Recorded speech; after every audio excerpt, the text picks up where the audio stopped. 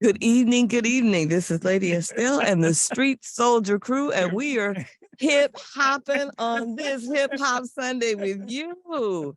Your host this evening is glad to see that we are live and free, and we are definitely hopping to the boogie of the boogie.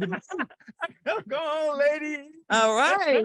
Your host this evening, Dr. Joseph E. Marshall Jr. Oh, good evening, Street Soldiers. Good evening. Thank you so much for tuning in tonight as we, right here on Street Soldiers, Alive and Free Radio, we're going to do our own celebration of 50 years of hip hop. 50 years of hip hop. That's older than a whole lot of folks. Ain't older than me, but that's a whole other story. We're going to have a good time tonight. We got some guests. We're gonna have great conversation. I know BET is doing its thing, and you want to have an eye on BET. That's cool. But the difference is, on us. but you're on us. But the big thing is, see, you can contribute to this conversation. You can give us a call at 877-955-1061, 877-955-1061. When I say call in, we want you to share. We're gonna do it the Street Soldier way tonight, but we want to hear your thoughts, your feelings on the music that is now officially 50 years old, lady. 50 years old. Okay. 50 years old. I guess are joining us in the Zoom. I just haven't been able to see them yet, but I hope they pop on in. We're gonna get started. Gotta say hello to everybody. Mike, how are you? Happy 50th hip hop anniversary. Happy 50th hip hop. Yes. Happy birthday, hip hop. Yes. Hip hop is older than you, right? Yes. Yes. That's good. right. That's good. So as they say, you was born into it. Yeah. Born in it, not sworn in it. That's right. I'm a hip hop baby. There's a whole lot of conversation about this. And let me just say this.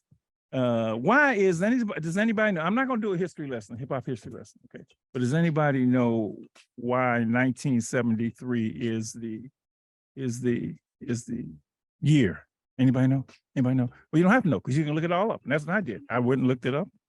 The story, why is 1973 the birth of hip hop? The story goes that on August 11th, 1973, a DJ Kool Herc was entertaining at his sister's back to school party and tried something new on the turntable.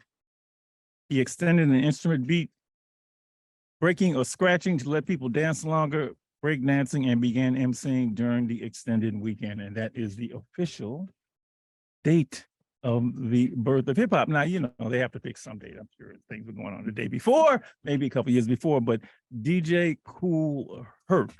And let's see, he is considered the father of hip hop, but there are 4 other fathers. Africa Bambaataa. Did you know that, lady? So I learned this because I actually watched the whole Netflix special on hip hop. Grandmaster Flash and DJ Pete Jones. And this was, of course, in the great city of New York. So New York can actually lay claim to being, definitely, and there's no argument about it, the birthplace of hip hop. There is no argument about that. And that's how the story began. All right, we're going to celebrate all 50 years tonight. There's been all kinds of things that have happened, and we're going to cover all of that. We're going to take your calls and listen from you, 877-955-1061. I've sort of divided the 2 hours. We got 2 hours a night into certain things. I got a theme for the first hour, a theme for the second hour. And of course, I want you to be involved in all of this. So I'm going to say the number one more time. Write it down. And when I say call in, 877-955-1061. Got to say hello to everybody. And how are you on this celebration of Hip Hop Day?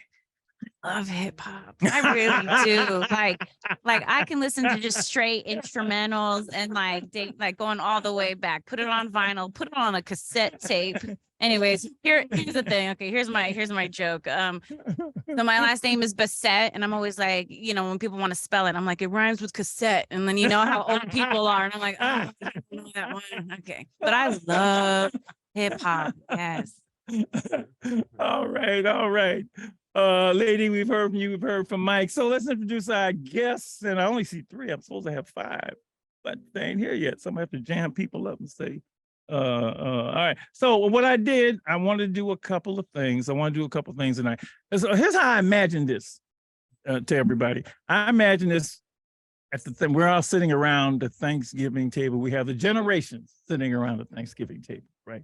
And yeah, and so we have a generational talk about hip hop, and that's where I like it. So I got folks in their 20s, I got folks in their 30s, I got folks in their 40s, I got folks in their 50s, and then I got me and Mrs. Stowe. Okay, so, so we got the elders at the table too. All right, so that's how we gonna do this thing. We gonna have a wonderful conversation about hip hop and different members of the family. So from my USF family, my University of San Francisco family, I got Justin Boyle. What's up, Justin? Thank you.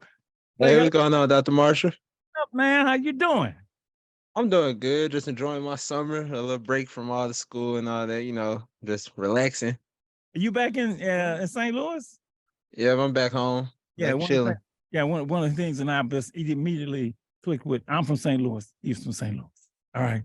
And so you represent the 20s family. Or is that cool? Member of the family. Yeah, I'm right on the cusp. I'm 19, but I'm right on the Oh, cusp. that's even better. That's even better. Yeah, you're right.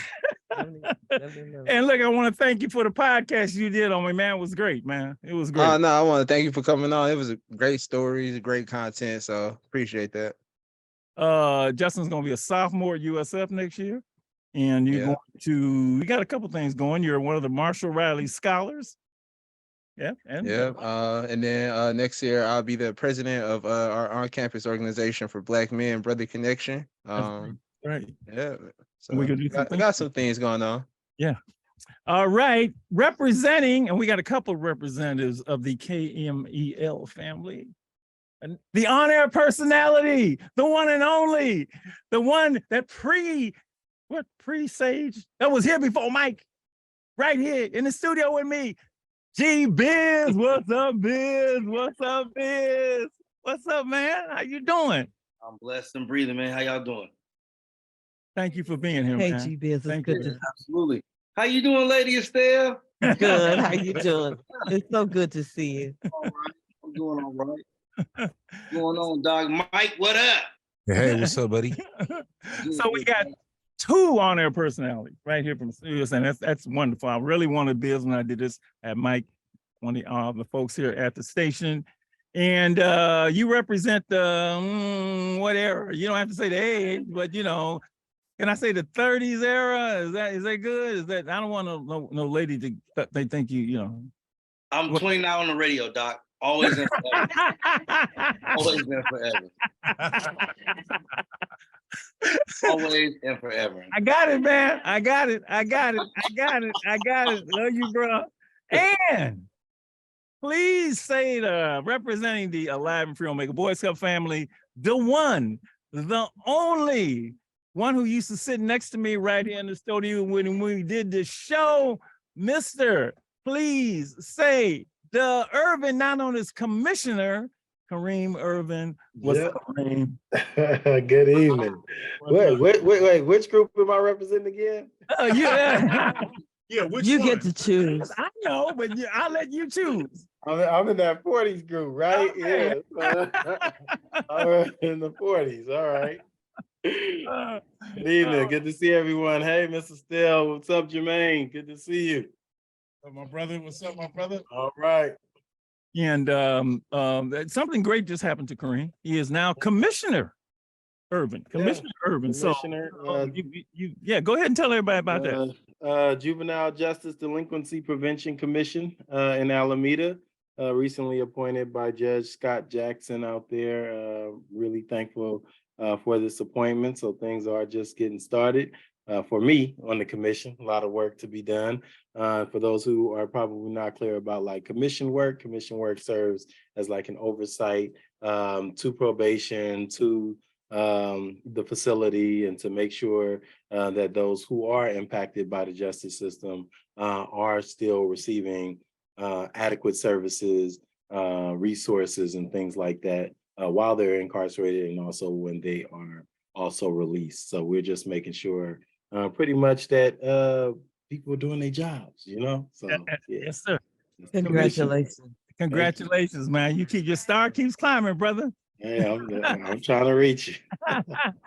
One of the 269 college graduates of Alive and Free Omega Boys Club, a graduate of the University of Memphis. And yeah, but tonight you representing the 40s club.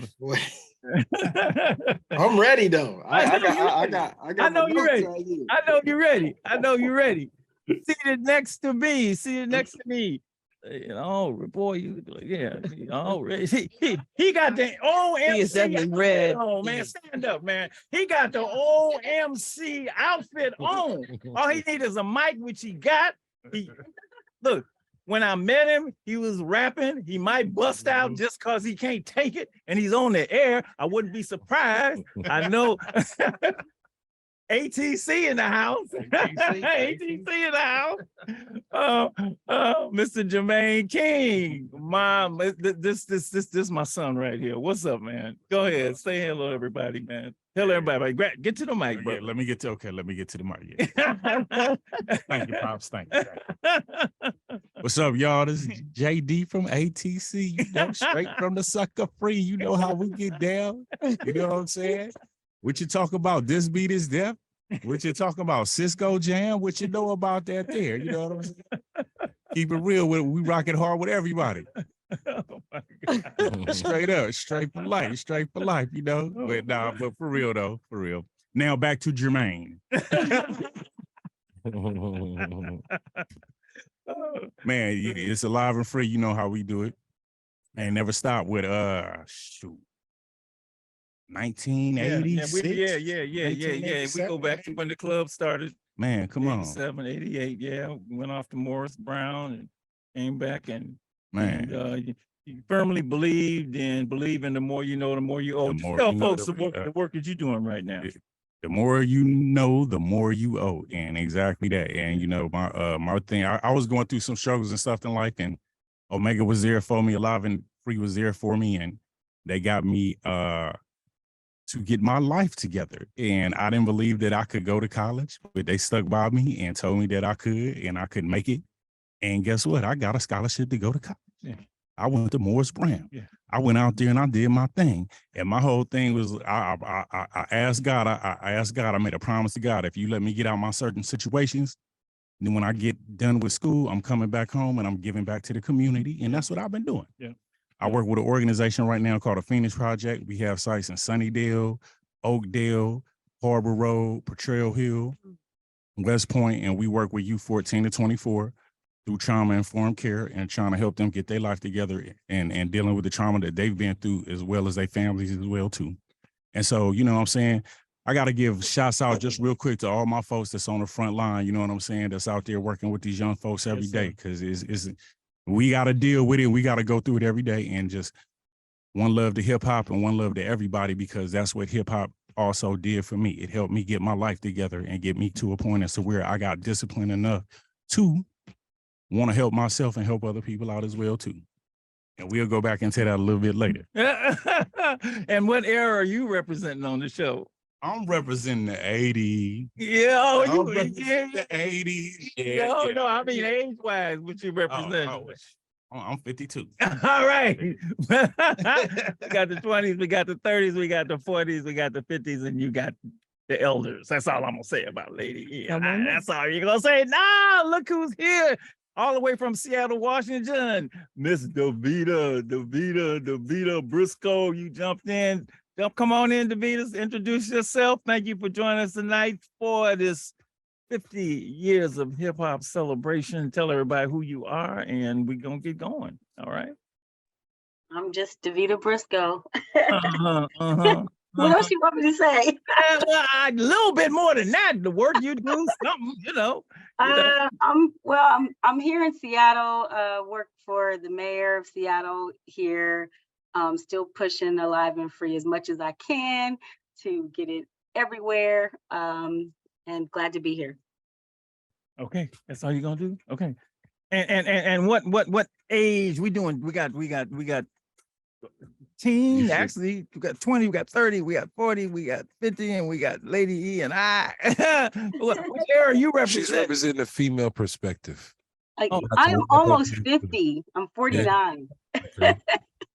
You shouldn't be doing that, man. Come on, man. You do it too much, Dr. Come on, man. Okay, yes, sir. Okay, sorry All about right, that. brother. All right, now. Okay, all right. What's up, Soul? How you doing? Good Yeah, evening, man. sir. What's up, What's up, family? How y'all doing? What's up? What's up? Is that Everybody- G-Biz? Yeah. Yeah. Uh-oh. How you Oh, doing, good brother? no. What's up, Biz? They didn't let us out the cage, Malcolm. So, hey, uh-oh. Hey. Hey, it's old folks night tonight, huh? Yeah. All No, no. We No, still got a young up in here, brother. we're gonna call it's a throwback show. You know what I'm talking Okay, about? okay. Yeah, man. We got the family here. We sitting around the Thanksgiving table. You know what? It's hip-hop. all right. G-Biz, it's the throwback show. Yeah. For me, it's the old folks show. It's all good. If we talking 50 years of hip hop, and if I was there, then it's the old folks show tonight. What's up, family? Here's one for you right here. Brother, You we know, only halfway. Come on now, man. Come on, man. Hey, man, look, I remember when he used to break dance, man, in the garage. Man, he did, man. He almost broke his nose, man. He laid some cardboard out there. You remember that? Malcolm, you laid that cardboard out there. You was break dancing, man. I thought you was gonna kill yourself. oh no, I don't remember that, Doc. Of course I remember that. That's real hip hop, graffiti, breakdancing, DJing, MCing. Real hip hop. That's where I'm coming from. Old school forever right here, y'all. All right, we're gonna jump into it. Let's get into it. I got Jaira supposed to join us. I don't know where she is. I'm gonna have to call. So let's start like this. So I broke this down in a couple segments. So here's what we're gonna do. We're not gonna do the retrospective. I want to start with when you first were aware of, and for or even let's say fell in love with the music. Okay. So everybody, we're gonna start there. Everybody tells when you first got engaged, and I'll start. And this is how I want. I'm older than hip hop. So when it first came, I was like, and he knows, I hated the stuff, man. I did not like it. I couldn't understand it. I'm an R&B guy. I'm a jazz guy. I tell us all the time. I was like, what are these beats? I'm arguing with him. He said, listen to this, listen to that. I said, no, I can't stand it. But Jermaine, you was around there. I work with young people, right? And the young people was into it, all the members of the club. And so one day, Maceo Dickerson, who might be listening to the show, brought me this and said, Doc, you're going to like this, man. You're going to like this. I said, I don't want to hear that. I don't want to hear it. I don't want to hear it. And he put the headphones on, and then my body started moving. And I was like, I said, oh man, this is, I like this, man. And it was, and everybody knows me, Public Enemy. It was Public Enemy. And once I heard Public Enemy, my whole perspective on hip hop changed. I love it. I gotta stop you right there, sir. I'm sorry, sir. I was there. I know there was a group before Public Enemy that you used to move to. Friends. How many of us have them? Can I finish my own story, sir? I'm just saying. No. Was your group. Back up. No, it was Public Enemy. All right, Public Enemy. Who I might have heard it, but Public Enemy was one. So I love I love Chuck D. I eventually ended up meeting Chuck D and the whole thing, right? But I loved it. I even tried for a minute. I flirted with being a rapper. Like, cause I can be a rapper. I got a letter from the government the other day. I opened and read it. It said we were suckers. Yeah, I was into it. Yeah. And then, of course, since all of y'all was listening to it, I had to learn everything about it. And so then I learned everything I could about hip hop and being on the air in those early days of Street Soldiers. What we say, playing a little music, playing a lot of lives, saving a lot of lives. Every song I played, it was like the soundtrack to Street Soldiers, right? Now, I had a lot of options then. I had Tribe Called Quest. I had Arrested Development. I had BDP Boogie Down Productions, KRS-One. I had so many people to play because, the message is a positive message to the show. I had a lot of positive hip hop to play. And so it was beautiful, man. It was really beautiful. So that's when I fell in love with it because it's all I played on this show. And that became my thing in the hip hop. So let's see everybody else's. Let's go with DeVita. You. When did it start for you? It started for me. I think I was pretty young. We were at home, and my brother had told us all to come downstairs, and it was a Grandmaster Flash. It's like a jungle sometimes. You make you wonder how you keep it going, doesn't it? Yeah. So Yeah. after that, it was like I was hooked. I was just hooked. And later on down the road, Street Beat came out. Crush Groove, some of the movies, and it was so packed at the mall because that was like the first hip hop movie that came out. And we used to break dance. We used to go to the corners, and I used to pop lock and all that. Me and my brothers, and then me and my twin brother, we were supposed to come out of the movie at a certain time, but we snuck back in to watch it again. And my mom was so mad. I got a whooping for that. But anyway, but that's I fell in love. I've been hooked ever since. All right, that's you. All right. Biz, you. Man, for me, way back in the 1990s, In the 20th century, huh? We used to listen to the radio, and you know, the most you could do if you heard a song that you liked was pop in this tape and try to record, right? That's right. So we sit there and try to record the songs we like, you feel me, on KMEL, and we try to hold on to them. And I run them little tapes up. And I remember it was my birthday, and one of my cousins had got me 2 CDs. And thank God my mama didn't look to see if they had that little parental advisory sticker on them. Yeah. She just shot them to me, and I was like, okay, just don't ask no questions. She got me Tupac, All Eyes on Me, and Missy Elliott, Super Duper Fly.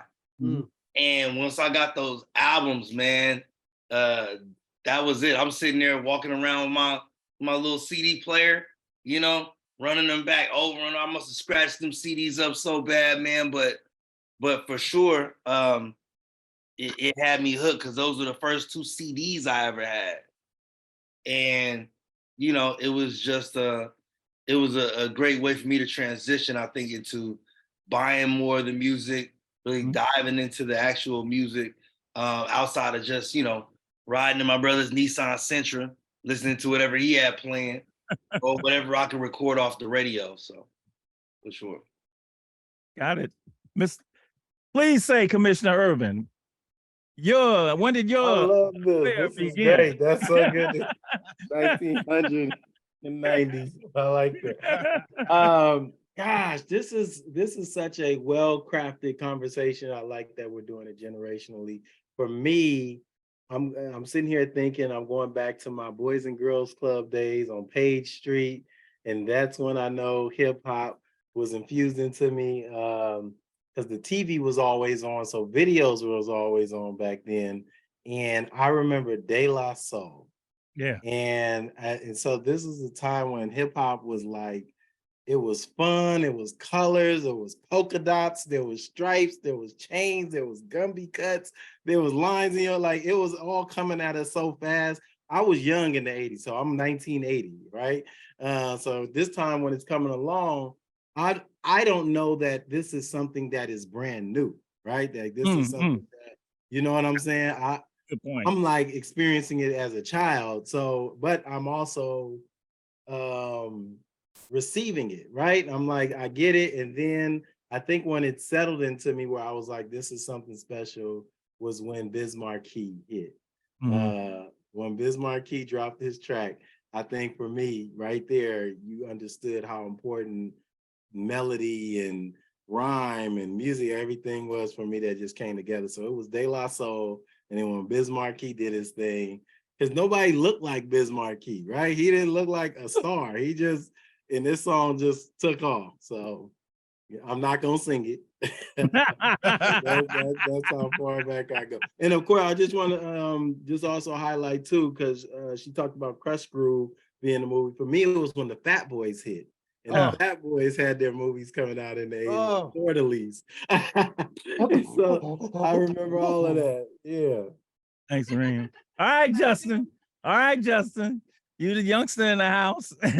You the young G. Alright. So Yeah, super young. But I would say like the first time I really remember like rap being like a thing, I guess would be maybe I was like 4 or something in the car with my mom, and I remember hearing like Lil Wayne on the radio. And because I remember for like the beginning, like I used to think like every rapper was Lil Wayne, and I would think like every singer would be like Chris Brown or something. You know, I'm a little kid. So like I guess like they wasn't lying when Cash Money said they was taking over for the 99 in the 2000. Cause like I'm born in the 2000, so like that's all I really know. Then of course that branches off into like Drake, Nicki, and then they run, and then that still dominates like a lot of my generation too. So I would say, yeah, like that whole like Lil Wayne, Drake, J. Cole era, that's like when I really started getting my own identity with it, start identifying with the rappers that I like. So I would say like around middle school is really when I was like, okay, I love this. I remember I heard like All Right by Kendrick off To Pimp a Butterfly, and I was like, yeah, I like this. So that's when I really got into it, like around like middle school. But it's always been in my life. Always heard it, on what is it, 104.1 in St. Louis, always the hip hop station, always got that on. So it's always been a thing.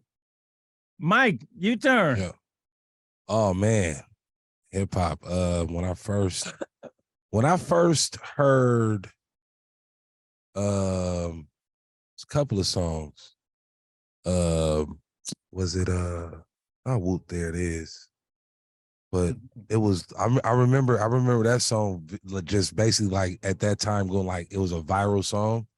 But my cousins introducing me into hip hop. I remember like watching TV and knowing that BET was playing hip hop. If you were in Oakland, go to my cousin's house, they had the box. And then you could watch hip hop videos there, Yo MTV Raps, VH1. You was watching back then. It was playing Madonna, and Prince. But nah, that's what, Duran. It was like this the Caucasian one. Okay, got you. So they'll play Michael, but now I don't know why I'm going into that. But that's what I remember about. Yeah, that's what I remember about hip hop. And we do got somebody representing the 20s, Christian in here. Oh, good. Christian's from the 20s too. Yes, my journey with hip hop. My daddy, he's a DJ. So when I was growing up, he used to take me to like his events and stuff. On the way to school, he'd be listening to like a lot of Kanye West, and then a lot of old school music too, like what's that one? Biz Markie and all them. Arrested Development. He used to play Tennessee a lot. But then I think what really got me into hip hop was when he took me to an event. They started playing "Too Hard for the Radio" by Mac Dre. And I was like, what is this? This is the sample beat. He's just rapping. I'm like, oh, this is sick. And then I started watching like MTV, and I remember seeing the Tell Me When They Go music video, and it was just like black and white, and everyone's just getting hypey. I was like, oh, this is lit. And then my cousins, they used to always play the Pack, all that. I mean, all that Bay Area music really just got me into hip hop. And then, yeah, that's just my journey. I don't really got much to say about it. You just had a lot to say about it. All right. So you know, man, this thing called hip hop, y'all. For me, it's not even it's not even music. Hip hop just one day was like a force that just took over the planet. And I was just young. I remember being in the 6th, 7th, 8th grade and just noticing that there was just this whole new thing that was happening. And really with me, it started with the dancing, the break dancing. If you had to be there in the late 70s, early 80s to remember how big breakdancing was. Oh yeah. Because from the time I woke up to the time I went to sleep, I was either on the floor trying to backspin or gyro, or I was in front of the mirror trying to pop. It was important. And it wasn't just important to be good. You had to be good enough to test your skills against somebody. And battling was such a big deal in the early days of hip hop. It was always competition. And of course, the style. I remember I had to have some TI sweatsuits. I had to have some Adidas. Like it was just whole thing of expression. And then I had some friends who were really good into the graffiti writing. you know, so it was just this whole new style we had never seen. And they would go out and hit the train tracks late at night, and, you know, or they would throw up something, and you knew it was kind of illegal, but it was just, dang, it was fresh, right? And it was this way of talking, and it was new words. It was something that my parents didn't know anything about. You know, I went in your record collection, you had the P-Funk and the Rick James and, you know, the James Brown, but here was something finally that, you know, my generation that we had on our own. And I think I remember you were at you used to teach at Potrero Hill Middle School, and you came home one day with a cassette tape from a talent show, and you probably don't remember this. Somehow I got the cassette tape, and there was this group on there called the Cold Crush Brothers, and this is real old school from New York. And it was like 3 or 4 MCs, and they would do kind of how Run DMC got famous for. They would just all pass the mic, and, you know, it was this ensemble of rappers. I just had never heard anything like that. So it was, hip hop was just a force, really. It just took over your life, took over the world. And, you know, life hasn't been the same since hip hop, 1978, 79, early 80s. I mean, nothing has been the same. If you were around in those days, people used to say it was a fad, it was a gimmick, it was a this, it was a that. And here we are today, saluting 50 years of this incredible art form that I have to say, it's not just music.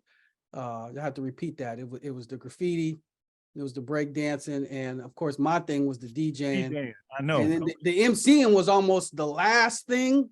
And that's kind of what now has, when people think hip hop, they just think rap. But back then, DJing was a big deal. In fact, the DJs were the stars then. Were the stars ahead of the rappers. You know what I mean? And G-Biz mentioned cassette tapes. I remember I got a double cassette deck for Christmas one year. Man, I used to just want to get in trouble so I could be in my room all day locked up with that. They'd be like, "You grounded." I'd be like, "Okay," you know, I mean, and I became a pause mix master. And for anybody out there who knows what I'm talking about when I say pause mixing, we took it seriously. You had to stop that tape on a dime and start it again. And I would be all day, and people would come, they knew. I got to take my hat off to you, brother, because you one of the tightest out there, my brother. Hey, it was important to me. And it was, again, it wasn't money making for us. It was just important to contribute to the culture back then. Yeah. And to have something unique and special to offer. It was beautiful. Got it. All right, Jermaine. How can I go after that? You was right there too, brother. When for you? Just real quick. Pretty much like on Ruel Court when we would be, you know, we would cut class or not go to school for the day. We'll be at my boy Bill house, and Bill be spinning the records. Tone Bender, Dre Bender, they'll be spinning them. And everybody just take their turn. You gotta, whoever spit the best. If you don't spit the best, then you gotta get on and you gotta mix it up. And then we'll just take the turns and do the whole thing. And that was it. And I met Bill one day when I just got to McAteer, matter of fact. And I was with my boy Rodney from DC. And he heard me spitting, and he was like, man, come up to the bleachers, dude. Every day at lunchtime, we just go up there and everybody just spit. Like, all right. Went up there, man, and ended up making some lifelong friendships and relationships with folks. You know what I'm saying? And we still doing music to this day. Wow. And I gotta give a shout out to Straight Black Records, which is our record label, and ATC. And Timeline 360, which I'm the president of the record label right now. So yeah, look, YouTube Timeline 360 and Straight Black Records or ATC, and you'll see all our stuff. But you know, yeah, we've been doing it, man. Shoot. Since 1987. Yep. You know what I'm saying? We ATC was the first hip hop group to sign with a major record label in the Bay Area. Wow. In 1987, we signed with Macaulay Records. So we was with Dr. Dre, Ice Cube, Dan Rodney, Joe Cooley, all that. So you know, but the whole thing is that we Bay Area, we sucker free, and we just get it like that. And we just make the music that we love and the music for the people. And you know, with the new record label now, you know, we got R&B, we got hip hop, we got gospel, we got reggae. So, yeah. Check out Timeline 360. Yeah. But when you fell in love, you really fell in love. Oh yeah, I was hooked. Oh yeah. I'm a junkie. I'm an addict. I'm an addict. You know, this ain't nothing. Never gonna stop that. I'm hooked for life. You know? Right. But that's how the music is, you know. So yeah. All right, Lady E. I don't remember. I think that for me, I'm strictly an R&B, and the song that I remember is the Sugar Hill Gang. Yeah. That Gotcha. one. That one. And I didn't get it because it was just so much. I just didn't get it. I just didn't get it. I'm lyrical and musical, and I like, legato. I like Harmonies. yeah, and so when they came out with it, I thought, what is this? But one of the girls in the office would not stop doing. It's like every time I needed her to do something, she couldn't remember squat, but she would just be boom, boom, pretty soon I was like, the boom, okay. Well, but after that one, I was pretty much done. But yeah, the Sugar Hill Gang is what pulled me in. Yeah. That chicken tastes like wood. Not mine. Depends on who No, cooks we it. know not your Yeah. chicken. You want to say something? Yeah. No, I had a quick question because I always wanted to was interested in someone that was like, 8, 9 years old when hip hop came out. Yeah. Yeah. It's you know what I'm saying? Because like you at the cusp of whatever's finna happen, but like I haven't had a chance to experience that. You know what I'm saying? Like I was kind of like when I got here, hip hop was already here. Right. It's like 1988, 1990. I'm 4, 5, 6 years old. Yeah. So it's already here. But for you, Jermaine, how is that like it's something, or almost like with Malcolm, it's something new and it's something special. How did you take that? Mike, I not only did I think hip hop was going to change the world, I naively thought it was going to save the world. Wow. I really did. I thought it was the answer to everything. And I learned in time that that wasn't going to be the case. And things changed. Obviously, I didn't expect the change.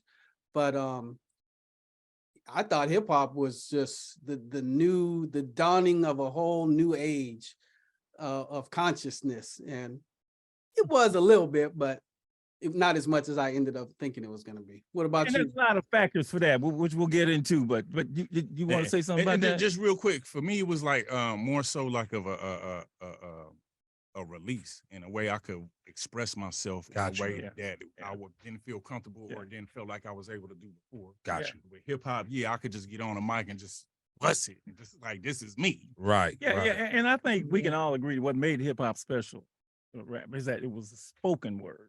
It wasn't, it was different. It was completely different. Right. You had some jazz songs that somehow, if you go back and connect links, I mean, the obvious one is you go back to the Last Poets, right? If those who know music history, right? Gil Scott-Heron. When you go back to Gil Scott-Heron, you go all the way back to Eddie Jefferson when they would scat, right? That kind of thing, Ella Fitzgerald. But hip hop was basically all about wordplay. It was about wordplay. Right. Now that has its ups and downs because that also allows you to say what the hell you want to say, right? So, So that means all of that's in there, but that's what made it so special. But I want to underscore what you said. So it wasn't just that; it was a cultural thing. It was a cultural thing. It was the break dancing. It was the graffiti. It was all of that. So it was an eruption of something new. And if you go back to people of that age, it just totally did that. But let me say one thing, because we haven't had any callers yet, and I want to go 877-955-1061. You've heard us and the impact. We'd like to know from you, when did the music grab you? What about it? That's the other thing I was going to ask you. What about the music that grabbed you? But I want to tell you, the first time I saw it, when I was teaching, I would always give all the dances. I'm running everything for school, so I gave a dance. California disco. Man, stop getting in my stuff, man. So listen, put a muzzle on the bro. Okay, so look, no. So he think he got a license because he's my son, but listen, you know what I'm saying? So I would give these dances, right? I gave all the parties when I was in college. It was a long time ago, and we had different records. You play a 45, record drop, you play another 45.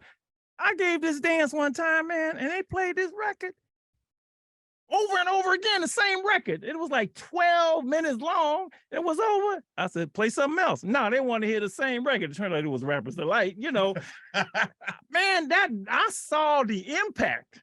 I won't say power, but I saw the impact of hip hop on these kids, man. Right. And they loved it and loved it and loved it. So actually seeing that was just really something to see because it was something I hadn't seen before, So yeah.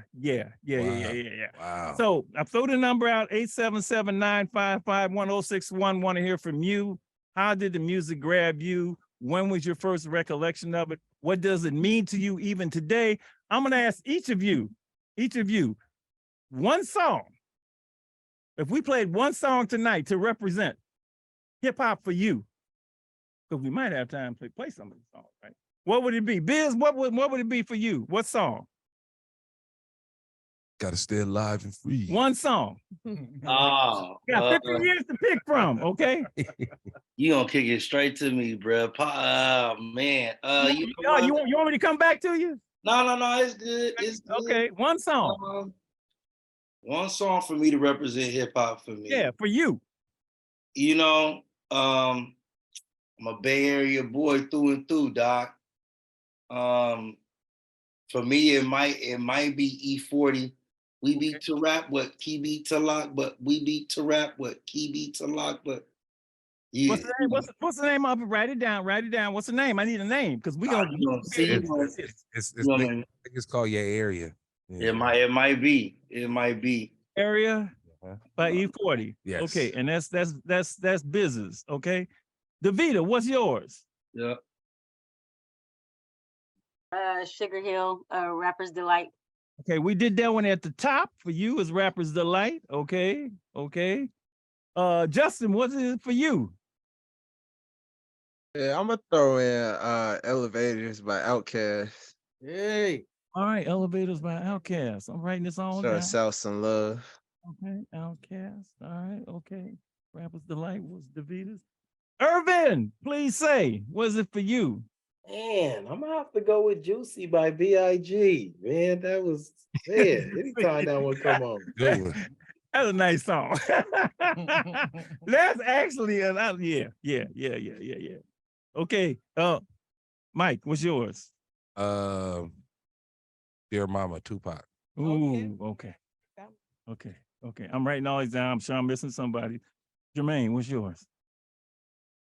No, I gotta go with the old school original. This Beat Is Death by ATC. Yes. Oh, Corey thought was MC Hammer, and I played for him in class. Oh, do you? And he was tough. Hey, I'm just saying. Yeah. This beat is I remember you rapping that at the club. Okay. It's a San Francisco classic. Okay. Lady E. Well, now for me it's Rapper's Delight. Yeah. However, you get another one. But I want to say, Yeah. What is it? The last time I checked. Nipsey Hussle. The last time I checked. Lady Estelle with the neighborhood nip. All right, I see you. Okay. The last time I checked. Okay. Go, let them know. If you want to see a song transform somebody, watch when that song come on and watch what she do. Like that? Oh, it's like that. Hold on. Every time. We do? Yeah, let's get to a caller. Okay, let's get to a call. All right. Come on. Jump on in this celebrating 50 years of hip hop.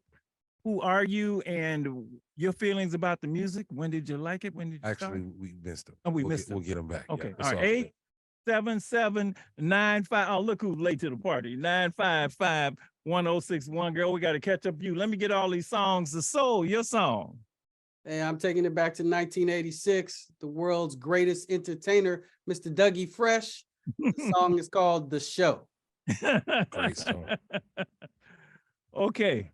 Mine, did you do yours? Yeah. You did. Yep. Mine is, I love this song, man. So Many Tears by Tupac. Yes, I sir. love that song. I mean, look, I used to play that song Every time I needed, I didn't even look. That's There's a so good much song. drama on this show. It was an easy song to play, right? Right. Mine is So Many Tears by Tupac. All right, okay. Let's get to a call real quick. All right, let's Dr. get to a Marshall. call. Yes, Okay, sir. let's go. Thank you for calling. Celebrating 50 years of hip hop. We got him? Yeah, we got him. You He's there? I am. Can you hear me? I'm here. Yeah, go I ahead. am. Yes. Well, I'm an 80s baby, and the song that do it for me is MC Light, Cha Cha Cha, Yep. Eat a Cappuccino. So when did you fall in love? I'm using this phrase on that with hip hop. And what about it that made you? What was it for you? How did that happen? So again, I was born in 1980. I'm aging myself right now, but all I could watch was BET. So you remember it was either Video Song Absolutely. or Yo MTV Raps on MTV, or the one that was in the basement with the dark skinned brother with the big keep. I forgot his name, but he used to wear them little crazy glasses. Is that And he used to have the rap videos that come on. And the CMC Light with that bob and that pea coat and that all white. It was nothing like that. And of course, you hear my voice is deep and it's raspy, and I'm a chick too. So I kind of related at a young age immediately to MC Light. Got it. Light is hard. That Cha Cha Cha, that's my karaoke. I know it word for word. I'm Shablee from Hunters Point, San Francisco to be exact. I love y'all. Keep doing your thing. It's appreciated. Hey, man, stick around. We may have to call Hey, you. you know what? She just gave us the idea. We need to do Street Soldiers karaoke night. Hey, I'm for it. All Y'all right. call me up. I'm for it. Can I say something about that MC Light era? Because I don't think we know how polarizing that was on that album cover, standing in front of two Porsches, one white, I think, and one was black. And she So had black. It definitely matching was. outfits for both of them. Yeah, that was a real powerful. And she had the cuts in the eyebrows with that little bob that was curled. Yeah. Y'all have a good one. Shout out to my little people, TT. She just graduated from Hampton. Shout out to class of 2023. Hey.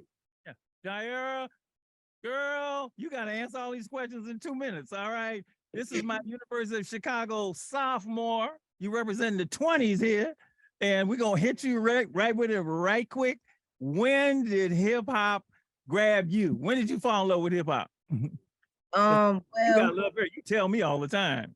I was born on the same day as Tupac. So I fell in love with poetry first. And then from poetry, I fell in love with hip hop. Okay. What about it? Well, you said poetry. Yeah. So yeah. You said that's what it is. All The right. the Okay. storytelling, right? Like how we tell our stories in a different way we tell our stories. And then like even being a poet and then learning like from poetry how to rap, right? Like how we use words to create or redefine our reality. I think it's like the most beautiful thing. And it's universal too. It doesn't necessarily only apply to like Black people going through a certain struggle or a certain situation. Like all music applies to everything in life. And I think that's like what's most beautiful about it. One song for you. If you could play it tonight, one song to represent hip hop for you, what would it be? Love Yours by J. Cole. Oh, all right. Somebody's is gonna get chosen, okay? These Street Soldiers Radio, we're celebrating 50 years of hip hop. That's two of the songs that you asked for, two of the songs that our guests asked for. That's the show by Dougie Fresh and Juicy by the Notorious B.I.G. Thank you for joining us. Now, folks, a lot of you are watching on Facebook also and also listening to the show. So the number to use to call in, because the number on the flyer ain't working. So let me give you the correct number.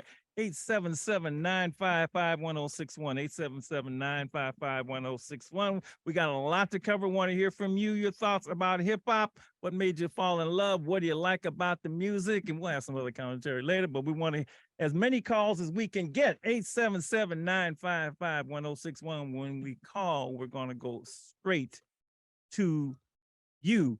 Is Demetra joining in yet? She's not in yet. Nothing ignites things like, I don't know if I should start this one, but I got to do it. Nothing ignites things like, who is the best? That's a question, man. Nothing ignites things like. Now, one thing to talk about a song. There's another thing to talk about That's a whole nother Yeah, thing, right? who is the best rapper That's a whole lot of talk of about all that. time, right?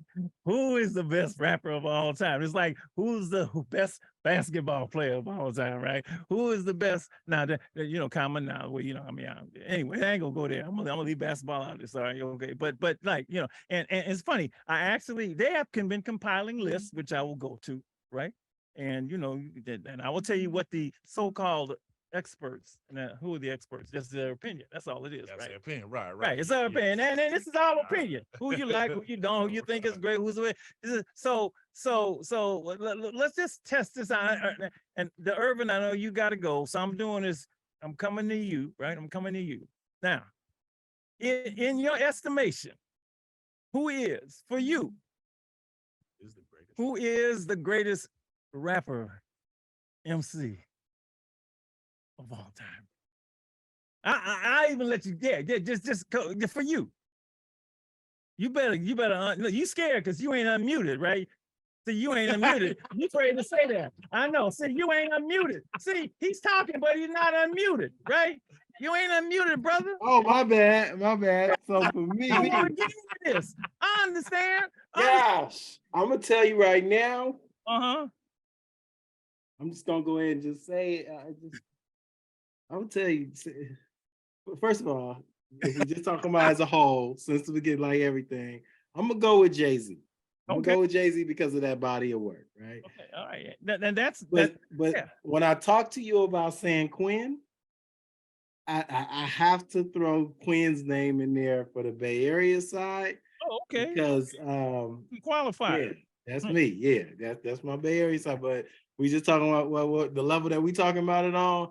We could talk about Jay. I hear y'all, but some people probably looking to side-eye me right now. This, that, and that. Okay, but all right. Okay. For you, it's Jay-Z.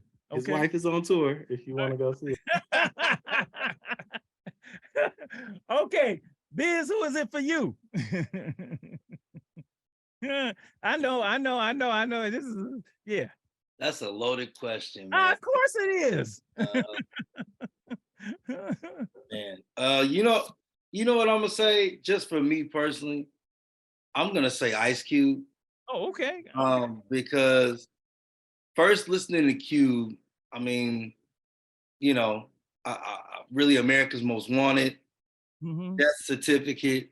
Those two albums specifically to me felt like the first time I read the autobiography of Malcolm X. It was such like an awakening into like what was going on in the world, the way he laid it out. And honestly, it was happening in every community, at least, the ones that like ours, you know what I mean? The neighborhood was a neighborhood worldwide. And Cube really made that, he made it understandable, he made it tangible, and he made it plain. So for me, I'll probably say Cube. Got it. Justin, who is it for you? Yeah, so man, that is a tough one, but I don't know. I'm gonna kind of go with the commissioner on this one. I gotta say, like, in like all time, like cultural influence, like the body of work, I do have to kind of go with Hove, but I would say that like my personal from just like my experiences, who I like resonate to be the greatest would be J. Cole though, because I feel like he can really paint like a song from the perspective of just like the average everyman, and like his ability to do that and also like storytell, like just for me personally, like the type of music that I like and what like like to get from hip hop, I say J. Cole, but I would say like in the general population though, for just like all time, all like the albums and like the culture impact, I gotta go with Jay-Z. Oh wait, now you went from J. Cole to Jay-Z. You putting them both there? I guess it's two different ways to look from it, like if I'm just being like an honest, average citizen, I would have to say Jay-Z in terms of like all hip hop. But for my personal taste, I would say J. Cole. And remember, this is opinion, right? It's like, if you like, that's who you like, right? All right, Jair. Where you at with it? I feel like my answer is biased. I'm always gonna know who you gonna say.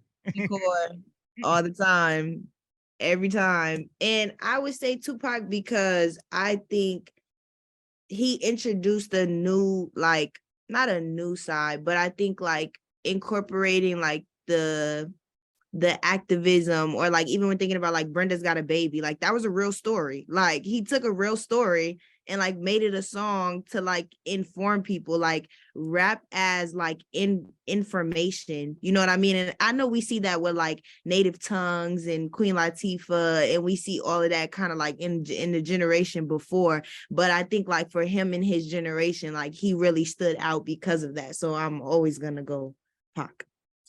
Tupac. The Soul, Malcolm Marshall. Who is it for you? This is an unanswerable question. This is barbershop fodder. There is no right answer. There's no wrong answer. That is correct. Having said that, my opinion, there's only one GOAT. And his name is Rakim Allah. Follow the leader. The microphone fiend, Rakim. Yeah, microphone fiend. I cannot disagree with that one. Rakim. You know, but if I had to give a top 5, it would be my personal again: Slick Rick, Nas, Chuck D. Wait, no. Ice Cube and LL Cool J. I said one. I know, I said 5. Are we doing top 5? I got a few more names I can toss out there. I messed it up, G-Biz. You ain't doing that. You messed it up. I'm just asking. Like when he was a kid, boy, don't follow directions. You see, ask my girl. Okay, Davida. I know you said just one, okay, but you gotta listen, because look what you just started, Malcolm. What y'all don't know, when Roxanne Shante came out. Oh yes, we do know. The dopest battle rapper. Yes, we remember Roxanne, because she kind of brought in the woman being able to, you know, the female side of the hip hop, and being on the, you know, being an MC and being able to battle rap. Okay, so anyway, that I said Roxanne, but really it's Tupac. I would say Tupac because you know, we got hit with the crack era, and he really reflected and said a lot of things that a lot of people wanted to say that we couldn't say. You know, he was just like, I resonate with Tupac a lot more because I came up in that era, and, you know, he just really spoke to a lot of the situation that everybody was facing at that time. And then it would be Tupac. I'm going to give the number out once again, 877-955-1061. And we got a couple callers. Yes, all right. sure. I'll come back to get the rest of yours. And Demetri just called me on the phone. Lord, girl, I can't talk on the phone when I'm on the air. Who we got? You got somebody? All right, go right ahead. You're on. Yes. How you doing? How you doing? How you doing? We doing hip hop. Celebrating 50 yes. years. What you got for us? When did you fall in love with the music? Oh, it's a few, like they're saying right now. I got to give a shout out to Rick the Ruler, but yes. the Big B.O., Biggie Smalls, and my main man, Tupac Shakur. So it's for you. For you. When did you fall in love with hip hop? Do you remember when the first time you heard it and it grabbed you? Yeah. That was the life. That was the first record that turned the whole thing. That is true. That is actually true. Absolutely. Yeah. Yeah. And I'm representing from the town. This is me, King. That's you, brother. And I'm, you know, and we here in Oak Town, Yeah. we love y'all. Yeah, we love you, man. Thank you. Thank you so much. Thank you. Thank you so much. All right. Caller. Jermaine, yours. Jermaine, yours. Caller. Oh, we got a call. Oh, we got a call. I'm sorry. Caller, go Well, straight to you. Yay. Thank you so much for giving us a call, celebrating 50 years of hip hop on Alive and Free Street Soldiers Radio. For you, a particular song, I'm going to give you everything we've asked. A particular song that represents hip hop to you, if we could play that tonight, and your favorite MC. Go right ahead. Okay, I would have to say all-time favorite GOAT would have to be Lil Wayne. Lil Wayne. You know, just because he was young, and when he came into the game, there's nobody else I think that has been more influential. Okay. And when I was young, what got me into it, I would say around 93, 94. Mm-hmm. I remember waking up and my brother would always play Tupac songs and Little Bone Thugs and Harmony. Yeah. You know? Yeah. Know them. Okay.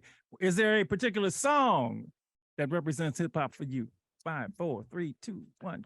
He's already gone. He's gone. He's Yeah, gone. he's Okay. gone. Yeah. Yeah. Got somebody else? Yeah. We got some more. Well, Okay. let's keep it rolling though, because we got people. You know, we got Yes, sir. Kareem and them and G Biz and them. They all gave theirs. Okay. So Got you. Jermaine, give me yours. Shoot. Contemplating. Yeah, I mean, yeah, because that's a you know what? Malcolm already said Rakim, so I'm gonna go with Busta Rhymes. I love Busta. Oh, Yeah. Busta always put it on my face. Always That's make a bad brother right You know there. what I'm saying? I ain't That's trying to hurt nobody, ain't thinking about harming nobody and nothing like that. Busta come on, I'm ready to party and kick and have a good time. You know what else is good? Busta's a good actor, man. Yeah. I've seen him. He is really good. He's got a lot of personality. Yes. He doesn't have a lot of personality. All right, who was it for you? That's a good one. When I was younger, it was I got a couple. Okay. Busta Rhymes was one of my favorites. He's still one of my favorites, just on the incredible. performance level. Okay. He go crazy. Lil Wayne, I think, is the best rapper. I think just technically, if you just want to hear a rap, let's rap. You rap. I think Lil Wayne. But probably Tupac up there. Jay-Z up there for me. Corrupt used to be one of my favorites. Yes. Corrupt used to be one of my favorites. Corrupt. I used to love Corrupt. In the 90s, oh man. Underrated as hell. All right, that's it for me. Hey, Mr. Mitra, I see you. All right. Lady E, let me get yours. Tupac. Okay, I will give you mine, and then I will go to Mr. Mitra. What's up, Mr. Mitra? How you doing? So for me, Then we'll go to some callers after let's go. Dimitri. It's Pac. Yep. It's Pac. Okay. For a bunch of reasons. I just told him story. He just it came from way down deep in here. And I didn't like half the stuff he was saying. Let me just be clear, but it came from a place of sincerity for him, right? Right. And that's why. So when he hit the stuff, the rap I didn't like, and he hit the words, I knew it was coming from. And then I got this whole other Tupac thing, and we crossed paths close to a couple of times, and they said, he should have met you, Dr. Martin. I said, no, he wasn't listening. I knew Jada, and all that. Now, lyricist, Rakim is prototypical lyricist. That brother just straight. I mean, look, his voice, all of it. Rakim, yeah, Rakim for me. He keep it simple and plain. Oh man, but he could just and let me And just hey, Doc, and you know what? And he never cursed. That was the thing about Rakim. Right. And then I would just say a lot of these people that we talking about, they were artists. They weren't, it was an art form to them, and I'll get into that later. They weren't just trying to make a hit record and make some money. They were artists. So I will get into that. Okay, Miss Demetra, your turn. What's up? What's up, girl? How you doing? Hello. How's everybody? Hello. All right, we're going to get you to say yours. And you get to do it, everybody else does, but you got a short time frame because we got callers, 877-955-1061. That's the number to call. Your thoughts, your favorite artist, your favorite, your song, the whole bit. So for you, when did you fall in love with hip hop, Miss D? I fell in love with hip hop early 80s, the birth of it, kind of. And the song that comes to mind when I fell in love with hip hop was Run DMC Is Like That. The beat, the meaning, the lyrics, they were simple but powerful. And to this day, that song gets me and takes me there. I cannot say a favorite hip hop artist. I listen to people and their reasonings, and I agree with every single favorite on the show. So I can't say that. It's very, very hard for me to nail a favorite because there's a reason for every artist that I like, why they could be a favorite. From Biggie just being an amazing storyteller, from Tupac being able to take you ready to don't kill me, Dr. Marshall, ready to rob a bank to rescue the hood. Like he takes you all the way there and back. The conversation coming up. You know, And it and is a spoken word. yeah, and each area of the states, from the East Coast to the South to the West Coast to the Midwest to the North, like they all have these different flavors that just continuously keep you wrapped in hip hop, you know? So it's really, really hard for me to nail my favorite, but you put on some E40, you gonna see another side of Denise Jones. Oh Lord, there's a whole lot of words associated with hip hop that were not in the lexicon before it came up. We got callers. We want to do Yes. somebody? Yes, No? we do have We do. callers. All right, you're on Street Soldiers celebrating 50 years of hip hop. Who we got? You there? 5, 4, 3, 2, 1. Yep. We got another one. Hello. All right, here we go. You're on. Hey, hello, what's up, Kenya? How you doing, bro? How you doing, man? Thanks for calling, man. I'm good. All right. When did hip hop grab you? Your favorite MC and a song that represents it for you?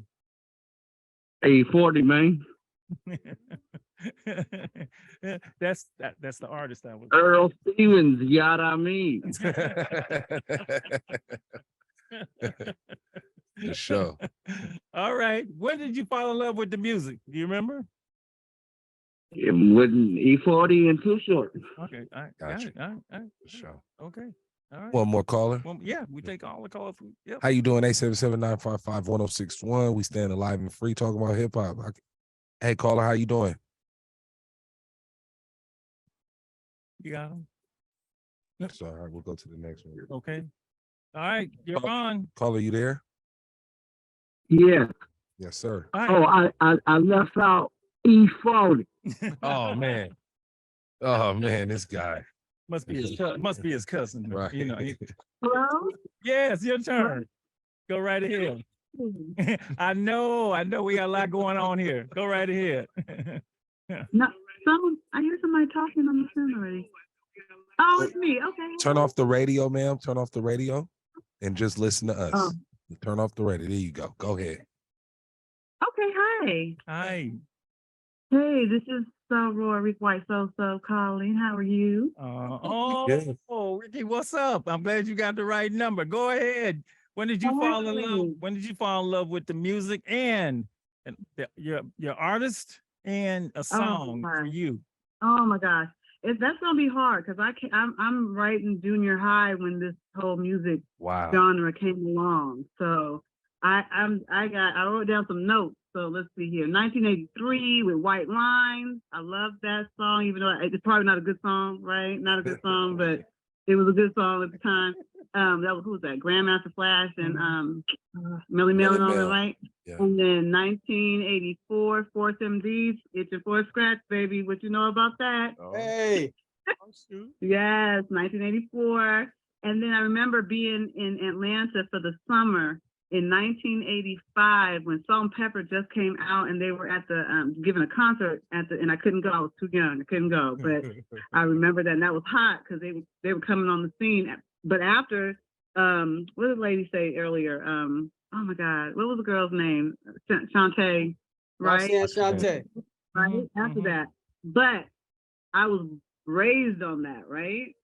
Of course, all the other music, but I came up during the time when hip hop, they were questioning whether hip hop was even going to last. That's right? correct. That's correct. And it's a whole culture now. So I can't give you a favorite because I'm going to go way back. And it's like, it's changed a lot, right?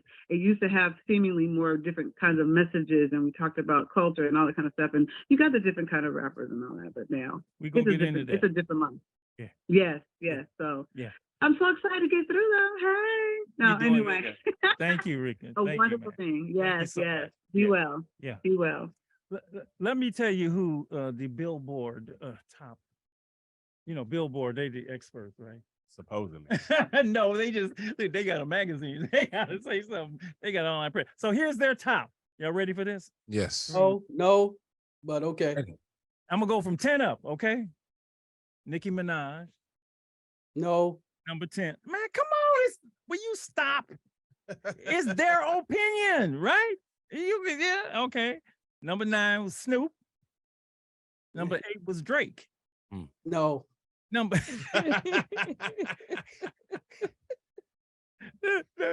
Number 7, Lil Wayne. Number 6, the Notorious B.I.G. Number 5, according to Billboard, Eminem. Number 4 is Tupac. Number 3, Nas. Number 2, Kendrick Lamar. Number 1, Jay-Z. That's their list, right? So, I mean, everybody get to make out their list. Is anybody in the list you really ain't feeling? I mean, I'm just curious, I mean, 10 people, and then they get down to 11. Kanye is 11. And then they got some names on here, all the way down. They got Andre 3000. They got They got LL Cool J, J. Cole's on there, Scarface, 50 Cent. Some of these people I ain't really feeling. But that's just me. So that's it's all subjective, right? It's all subjective. That's their list. And it's funny. Now I'm gonna put myself out with this, right? Because look, I never. Jay-Z is number 1. A lot of y'all like that. Jay-Z just never did. The number 1 rapper never did nothing for me. Just me. That's just me. No, I'm just saying. I like Nas, more than Jay-Z. Okay. But that's okay. That's okay, right? So, I mean, I'm just saying you can feel who you feel, who flow you like, and everybody went crazy. But I want to turn to a bigger question because this involved these two. And I'm going to ask you now, this is Street Soldier. So we get into, Street Soldier stuff. Why is there so much beef in hip hop? It's competitive. Just tell me. Okay, yeah, right. It's a competitive art form. Okay. It goes at you more so than like rock and roll. It's like, okay, beefing is like, okay, I can play the guitar better. But in rap, you could talk to the person, say, bro, you whack. I got your girl. You feel me? Is the spoken word part of it both what's the 2 words, a yin and yang, Gift and a curse. It's gift and a, that's the word. Right. Yeah, everybody jumps on that. I have to say that it's not just competitive because of the spoken word. Hip hop has just always been competitive. Right. And that competition is what brought out the best. Right. And remember in the early days, battling was an alternative to fighting.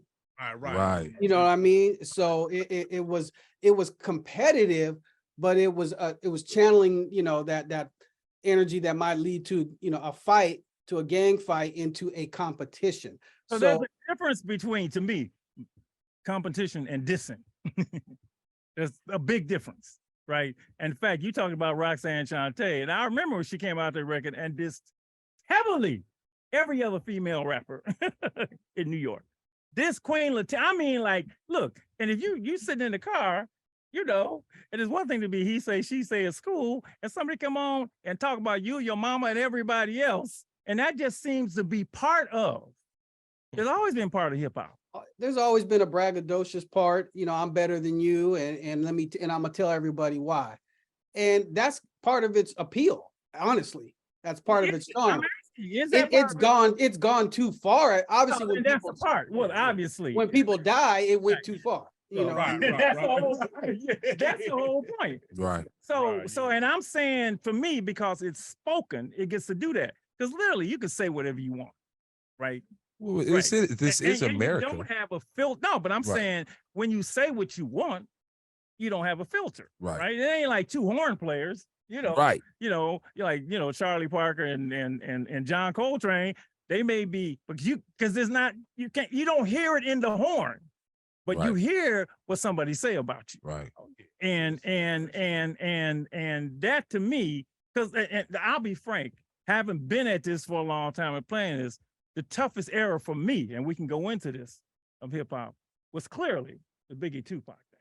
It was clear. It was just like, people thought it was going to last forever. I actually thought hip hop was going to die at that time. Oh, wow. And people who live, you have to have lived through that. Yeah, a lot of us lived through that, right? I mean, I was here. It was like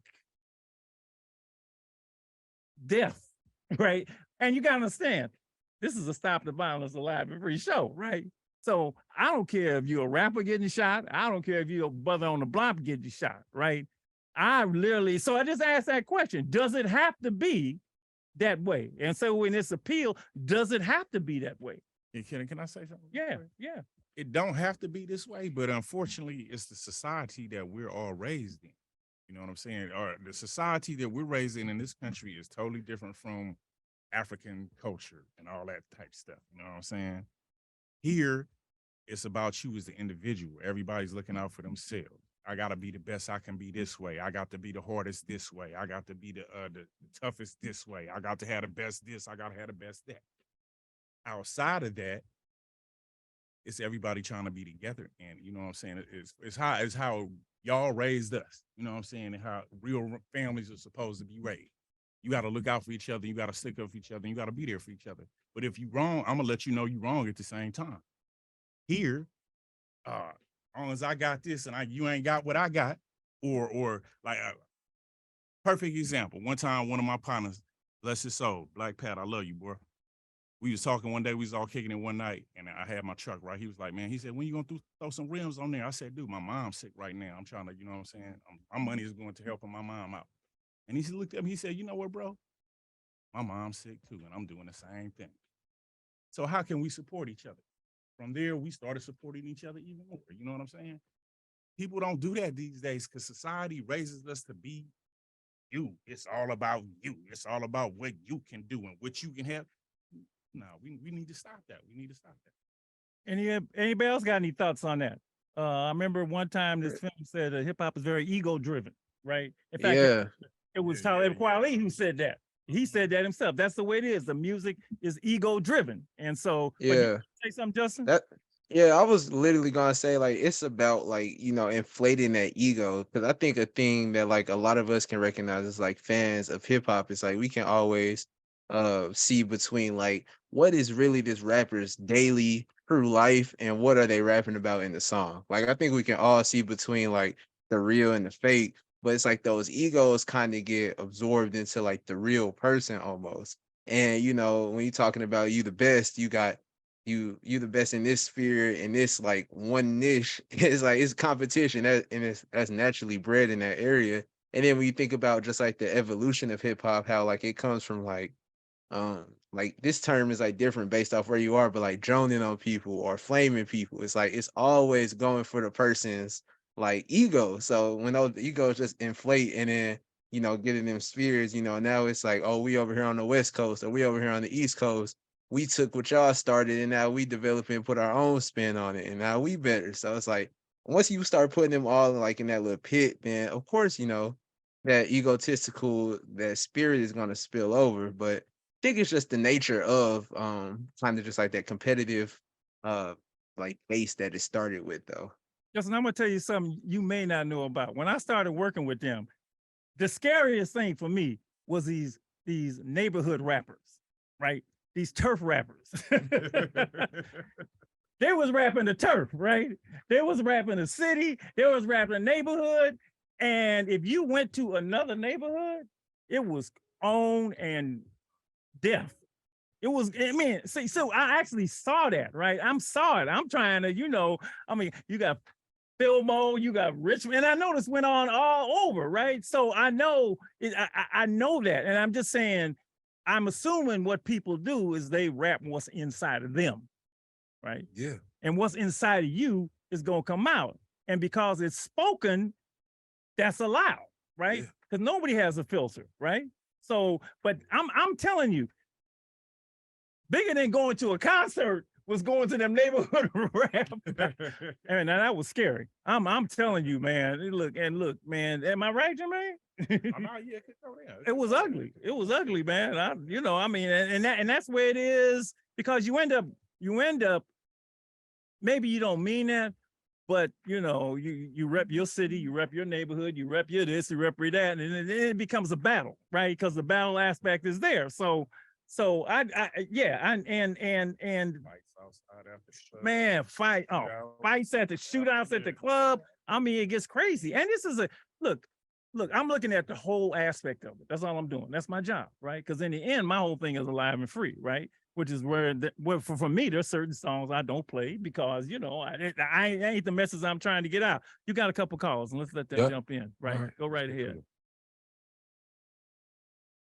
Alive and Free Radio, are you there, caller? Yep. Hello, this is Malcolm Mobley. Oh, what's up, Malcolm? Thanks for giving us a call, man. Hip hop for you. Hip hop for you. Hip hop for you. When did you fall in love? Who's your artist? What's your song? Right. Let's see. When did hip hop? You said when did hip hop do it for me? Yeah. When did you get hooked into it? Do you remember? I would say growing up, riding in like the car with my family. My dad, he was always, you know, had his music playing, and that had a really like big influence on my music taste. It was more parents, my parents. Is what song for you represents hip hop? If you could play one song, say this is the one for me. One song, I would say "The Message" by Grandmaster Flash. Yeah. On 3 Spot. Yeah. Great song. You got a favorite MC? Who would you put at the top of the list? At the top of the list for you, I would say Tupac, followed by Mos Def, KRS-One, Kendrick Lamar, and Andre 3000.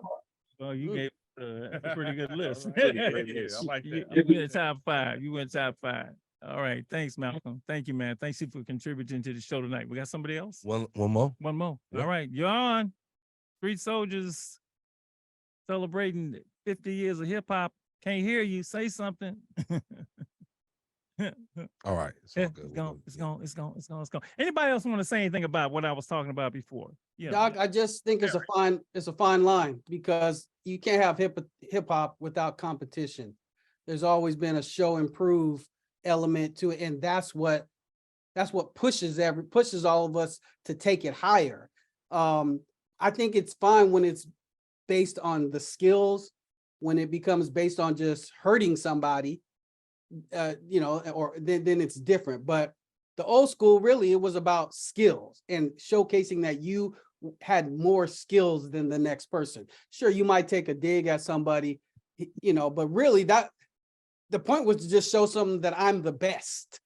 Not necessarily that something's wrong with that other person. It's just that I can do this. I'm the best DJ. I'm the best MC. I'm the best breakdancer. Right. That's just in the DNA of hip hop.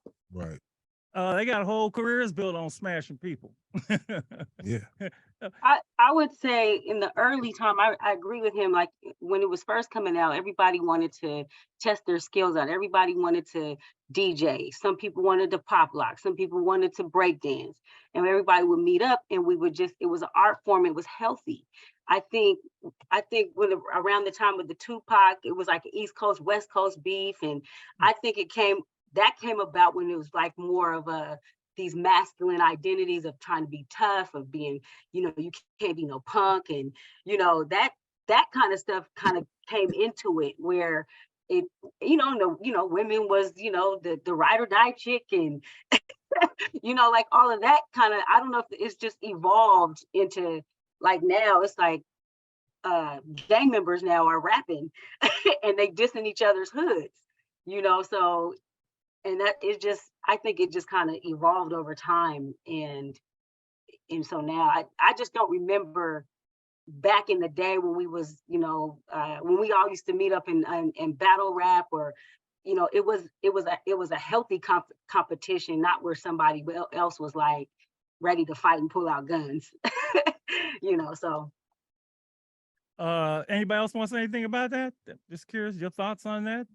Biz, Justin, Jaira? Beefing, like I just kind of echo what most everybody's already said, like that battle rapping has always been a part of hip hop. I think beefing has always been a part of hip hop. And to be quite honest, beef sells. You know what I mean? People want to see what's going on, what's going to happen when this artist, responds to this other person who made a record about him or, says something else about him. And yeah, we've definitely seen the maturation process of that not be so good. But I honestly feel like in today's day and age, a lot of these cats, it's whenever it comes off the records where is where it gets bad. You know, you got all these cats from Chicago beating with these other cats from Chicago or these other cats in Atlanta, you know, and it gets funky. That's never good, you know. But I think to that credit, you gotta appreciate a cat like Pusha T, who, you know, currently is in a diss fiasco with Jim Jones. Much kind of to like how he was with Drake a few years ago. Yep. But it's like whenever he kicks it off, you got to read into the backstory of why this cat is like, you know, is talking mess about these cats. And oftentimes the backstory will let you know it shouldn't be as serious as a lot of people let it get, you know. But again, beef sells. So as long as people are streaming them records or, you know, they doing them numbers, it ain't gonna ever stop. I saw this story on TV. It was something that was called Payback, I think, and it was about this rapper in Baltimore, right? And the problem wasn't so much him; it was his boys. You know, it his posse. He wasn't doing it, but his boys was doing it, right? Mhm. And so he was rapping this, you know, West Side or something like that, and you know, and then because the under stuff that goes back and forth, he couldn't control, right? And so all of that, but I'm saying all of this is part of what goes on in the business. I know that, and some of the most dangerous places, oftentimes, or the video, what they call the video shoots, and I can name that from about 5 right here in the Bay if I start naming. That all goes with, but I'm saying that's part of when something is spoken, which is for me important. What comes out of your mouth? It's Right. always important what comes out of your mouth. But that's you know, you have to point all of that out. You have to point it all out because for all the good that it can do, you know, it can do and all that, there's that other side. And I know, you know, when my kids went, they wasn't going to an NWA concert. Oh no, because I knew there was gonna be drama there, right? Because it was gangster rap. But that don't mean that's the thing. But see, that's why I gotta push back. I gotta push back. Because just because it's gangster rap don't mean that anything's bad gonna happen. Yeah, but things did happen. Sometimes. Wait. Sometimes. Hold on. These are my kids, right? No, I understand. No, I'm just saying about. I didn't say it was going to happen. I Yeah. said it did happen. And Sometimes. it's like, well, it's the same thing. I wouldn't let my kids go to certain parties. It's Of all. course, yeah. Yeah. But Yeah. as a parent, Of course. that's my job, right? Of course. So I'm just saying that for me was number one. And I know, you know, but I think you got to just point it all out. That's all I'm saying. Yeah, but also point out the greatness of it too as well.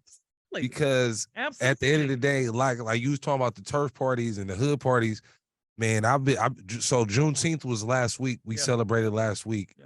I remember some of my first hip hop shows and concerts was seeing Forte at Juneteenth. Like rappers are like almost like wrestlers, you know what I'm saying? So it's almost like exaggerated sometimes, you know what I'm saying, to what we almost look at them as like superstars, you know what I'm saying, or superheroes.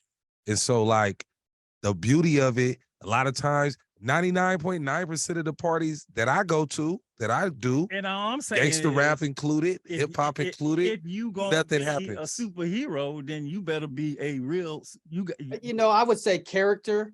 I wouldn't say superhero. People become characters. Yeah. Yeah. You know, however you want to put it. Yeah. They do. Yeah. They do. Yeah, so I mean, I want to bring up this part of hip hop that I don't think we tend to overlook, but I feel it's not given the attention that it deserves. And it's the financial impact that hip hop has had on the world. Yes.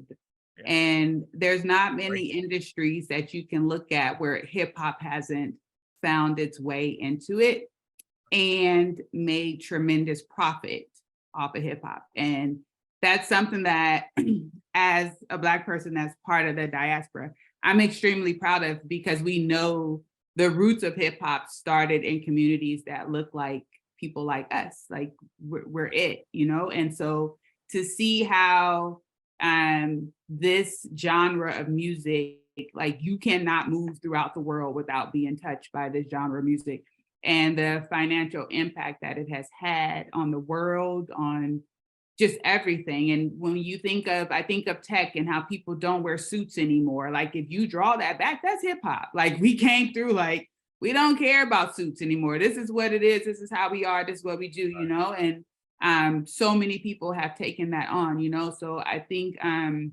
it's seriously worth noting that this genre of music, what we know today as hip hop, started, you know, in the diaspora. I say the diaspora because rhythms out of Jamaica is definitely part of the foundation of hip hop. And when you come here to America from, you know, hoods that look like, that come from, that's ours, you know, New York, and if it's Brooklyn, the Bronx, or what have you, like that was us, you know, finding something out of nothing. And now it's worth, it's priceless. Like the amount of money people have made off of this, and a lot of people put Jay-Z as number one, but yes, he's a phenomenal lyricist, but what he's been able to do because of his foundation of hip hop business wise is it's been unreal. Master P as well, from being the independent artist and what he's been able to break through.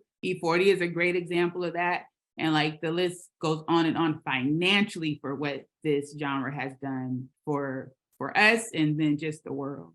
Very well said. You see, and I would say, I'm going to add this into it, and so you can think about it. I think because of the good that it can do, there have been oftentimes intentional, did I say that? Did I say that right? Intentional to not have good messages out there. Oh yeah. Right? Oh, yeah. I think people in the industry, if I can use that that term loosely, have decided, no, there's certain stuff we ain't playing. We ain't gonna let it out there without that out there. And we, you know, and there have been a whole lot of conversations and even studies done around that. Yep. And there's got to be a reason that today, here it is, what, 30 years after we started Street Soldiers, right? That I ain't got but 1 or 2 songs to play, you know, to fit this show. There's got to be a reason that I got to go back into the archives to find something that fit the positive message of the show.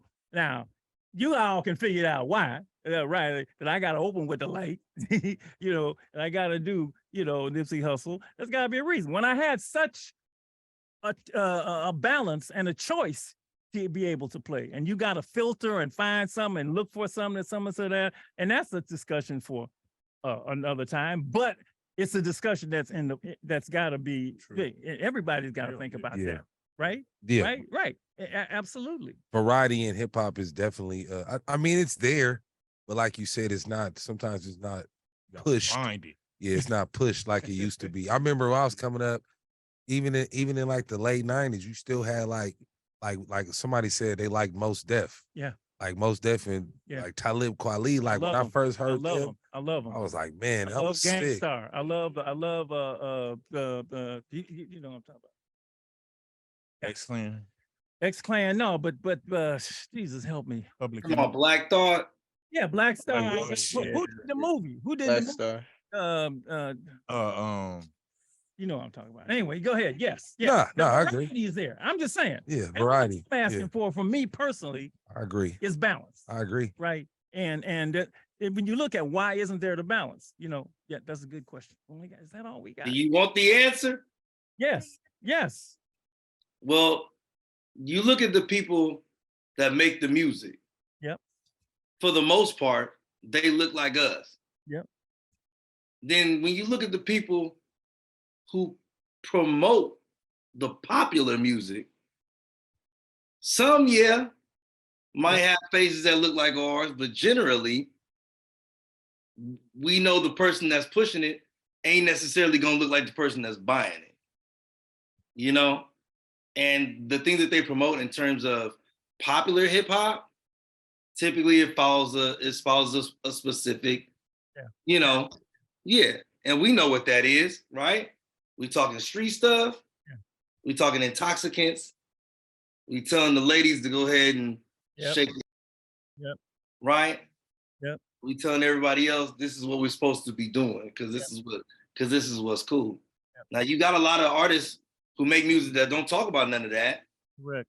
But the reason it's not promoted and the reason it's not sold to us is because we've been told that that's not technically what hip hop looks like in a lot of ways.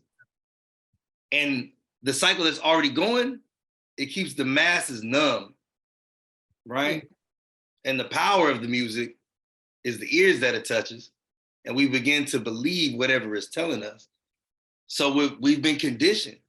We've been conditioned to believe that it's supposed to look like this one way, even though there's other options there. That's like going to a buffet and you got all the steak, you got all the seafood, you got everything right there in front of you, but you keep going to buy that damn chicken. You don't want nothing else but the chicken. Or you go to the unhealthy food instead of the healthy food, but you instead of everything else. You got a whole garden, they got everything else. Anything you want. Straight to the chicken. To that point, that's why I believe like when Lauryn Hill came out with her album, The Miseducation of Lauryn Hill. Yeah. And during that time, it was a lot of stuff, but it was very refreshing to see that was pushed, how hard it was pushed, how far it went. That she got Grammys. Yeah. Well, all of us is in the discussion. This is all part of hip hop, the beauty and maybe the not so beautiful. Right? It's all in it. That's true. You know, it's all in it, and that's what makes it's such an amazing art form. Is that it can go either way, right? It depends on what's inside of you. And this is 50 years. We'll see what happens in the next 50 years. For me, I just love to have more balance. That's all. That's all. I'm still waiting on your freestyle, Doc. Somebody told me you was gonna be rapping tonight. Well, I know we got to go out with something. So can I ask for a song to go out? Okay. I guess. Well, no, I probably won't. You can't find my song. Okay. No, can you do Better Days for me? Can you find that? I don't think we. Y'all know Better Days? Because I'm looking for Better Days. That's what I want to go on with. You probably ain't even heard the song, but I loved it. If you can't find it. I don't know if it's in the log, but he could check. He told me that it was. You know, that's a little bit above my right there. Better Days. Anybody know Better Days? You know, yeah. It's a West Coast song. Warren G and we don't have B. All right. Let's go out with Pac. Let's go out with her song. No, I have something to say. Oh, I'm sorry. We're going out with her talking. Yeah. Hold on. The impact of music is a powerful thing, enticing, mesmerizing, and inspiring. It can move you, lift you, make you think again, challenge you, empower you, make you dance and spin. More than music, hip hop is a force, lyrical, poetic, and cultural too. Creative form of expression, thought to change the world, and made some changes it did for both the guys and the girls. Gifted lyricists, busted out all over the place, as well as egotistical competitions that took up a lot of space. But the power of music will never change, to hold us, transform us, and simply take us there. So Street Soldiers wants you to clearly see we love our love affair with hip hop. And please stay alive and free. This is Lady Estelle asking you to consider this. She always now, does it. take them out on something. Man. Go out with You know what, Lady E, you are an MC. The one and yes. You got lyrics, Lady E. Let's give her some. Yeah.